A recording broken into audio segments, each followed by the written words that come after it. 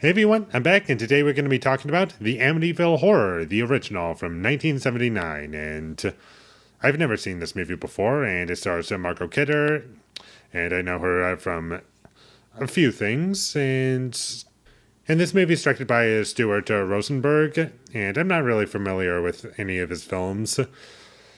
So I kind of went into this movie somewhat blind, not knowing what to expect. And I know that this movie has like a bunch of sequels, and I liked parts of this movie. Although, would I say this movie is great? No.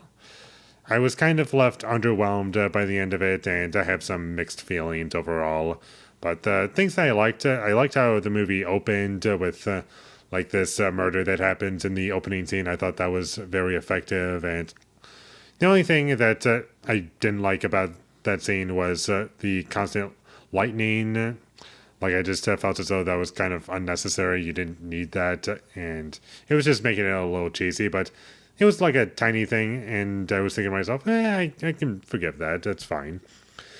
And I liked how the movie looks. It's well shot in many scenes, and I like the 70s look that it has to it. I think that adds a lot to the film, and just gives me something I want to look at it. It was nice looking, and the acting was pretty good, aside from the child acting. I wasn't a big fan of the child performances. They just said their lines exactly the same for some of them, and I just wasn't buying it. But the music was good. I liked the music in this movie, and I felt as though it added a lot in certain scenes, and there were definitely scenes and moments that I enjoyed. And for the first 40 minutes, I was with it and curious to see where things would eventually go. After that point, that's where the movie kind of lost me, because as much as I enjoyed that first section of the movie, however long that was, and me saying that I was curious to see where it was going to go, they just went nowhere. And there were some flashbacks in the beginning when our two main leads were just like looking at the house, and it would just cut back to the murders that were happening in the opening scene. I was like, you don't need that. Why is that there? And there were some choppy editing choices at a couple moments, and some close shots that were just uncomfortably close for my liking. Unfortunately, the movie doesn't stop with its issues there. Like, there are moments where the characters make actions that I feel are just completely unjustified or just come out of nowhere. And it's just an excuse for them to be mad at each other for pretty much no reason. And my biggest issue with this movie is that it's incredibly repetitive. This is one of those movies where you can watch a 10 to 15 minute chunk anywhere in the middle, and if you know the concept, then you've seen the whole movie. I'm not even kidding you. Like, it's just that on repeat, and the amount of times that characters woke up at 3:15 in the morning was exhausting for me, and I just felt like I wanted the movie to end already. Like, just stop already. Why is this movie 2 hours long? Easily could have been like even half that runtime, and I would probably enjoy it a lot more. And also, I wasn't scared by anything. I never felt tension in any scene. But not only that, but the structure of the film I found to be really odd, because not only was it just incredibly repetitive for the entire runtime, but on top of that, in any other movie, or at least a traditionally structured film, they have 3 acts: Act 1, Act 2, Act 3. Act 1 is where you set everything up, Act 2 is where you start to explain everything, and Act 3 is just the climax or payoffs. And this movie, I was watching, I was like, okay, this is repetitive, and we're, I guess, still setting things up an hour and 20 minutes into the movie. And I never felt as though we got anything explained as to what's going on, really. And because of that, I thought to myself, okay, we do get a third act where things, I guess, kind of happen, but there was no second act, really. There basically is no second act in this entire film, and there's barely a third act. It's all one really long first act. And that's why this movie was just so boring to me, because it was just showing me things that I don't need to see. Just tone it back and just give us some explanation as to what's going on. But the movie wasn't interested in that, and so we just got a really long story that didn't need to be as long as it was and just went nowhere for the most part.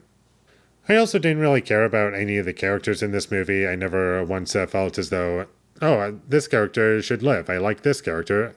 I don't want this character to die. I never once felt that way with any of these characters because the movie doesn't really develop them in a way that makes them interesting to watch.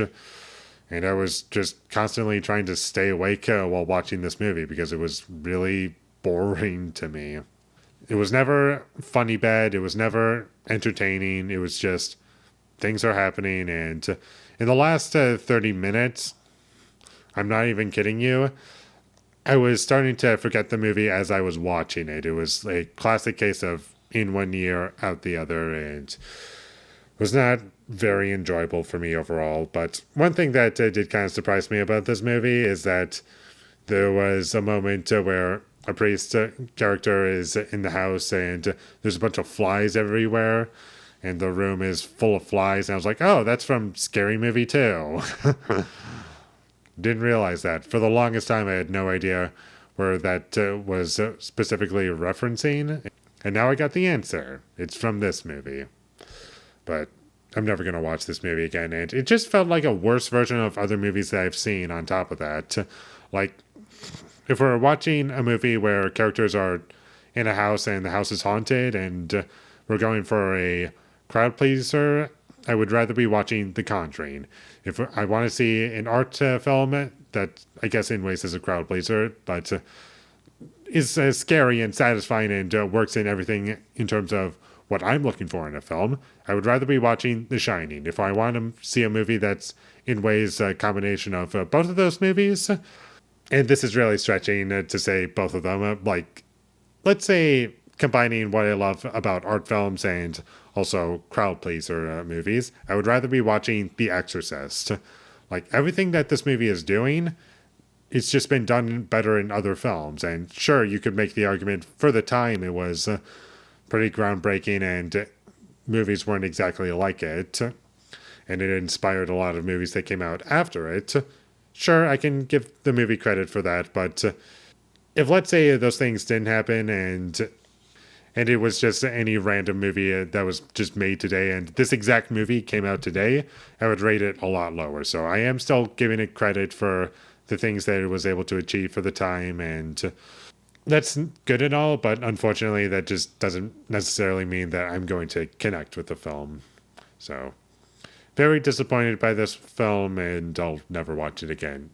It's currently on HBO Max, so if you want to check it out, feel free to. It's just not a movie for me. So with all that being said, I'm going to give the Amityville Horror from 1979 a 5 out of 10. Thank you for watching my videos. As always, if you enjoyed this review, be sure to leave a like and comment down below you thought of the Amityville Horror from 1979 and my social media links. It will all be in the description, so follow me there. And last but not least, subscribe to be a part of Foley Nation, and I'll see you when I get my next review up, and that is going to be for the Amityville Horror from 2005, the remake. I'm skipping all the sequels because I just want to go right into the remake. And that one's just on HBO Max, so we'll see how this is. And it stars Ryan Reynolds. And based on one of the posters, his face looks kind of funny. So let's see how it is. But until I get that up, thank you for watching and have a great day.